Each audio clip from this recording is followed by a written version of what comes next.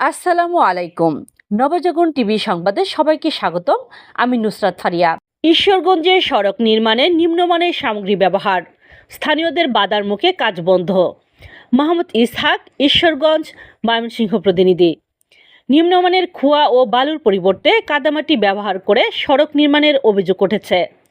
ময়মনসিংহের ঈশ্বরগঞ্জ উপজেলার বড়হিত ইউনিয়নে ২৮৫ মাজার সংলগ্ন সড়ক পাকাকরণে এ অনিয়ম চলছে। স্থানীয় সরকার প্রকৌশল অধিদপ্তরের তথ্যমতে ৫০০ মিটার সড়ক পাকাকরণে বরাদ্দ প্রায় ৭১ লাখ টাকা। কাজটি পায় ইকো ট্রেডার্স নামে একটি ঠিকাদারি প্রতিষ্ঠান। এলাকাবাসীর অভিযোগ, নিম্নমানের সামগ্রী ব্যবহারের ফলে রাস্তাটি টেকসই হবে না এবং অল্প দিনের মধ্যেই ভেঙে যাবে। তারা রাস্তাটি নির্মাণ কাজ বন্ধ করে দিয়ে সংশ্লিষ্ট কর্তৃপক্ষের হস্তক্ষেপ কামনা করছেন। স্থানীয় বাসিন্দাদের অভিযোগ, রাস্তা নির্মাণের জন্য যে খোয়া ব্যবহার করা হচ্ছে তা খুবই নিম্নমানের এবং এতে বালু পরিবর্তে কাদামাটি ব্যবহার করা হয়েছে। নিম্নমানের সামগ্রী ব্যবহার করার কারণে এলাকাবাসী ক্ষুব্ধ এবং তারা কাজ বন্ধ করে দিয়েছে।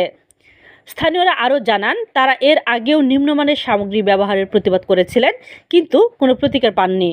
তারা জানান, ঠিকাদার ও প্রকৌশল বিভাগের কর্মকর্তাদের যুগ সাজেশে এই নিম্নমানের কাজ করা হচ্ছে। উপজেলা প্রকৌশলী আমিনুল ইসলাম জানান, নিম্নমানের খোয়া সরিয়ে নিয়ে ভালো খোয়া ব্যবহার করতে ঠিকাদারকে নির্দেশ দেওয়া হয়েছে।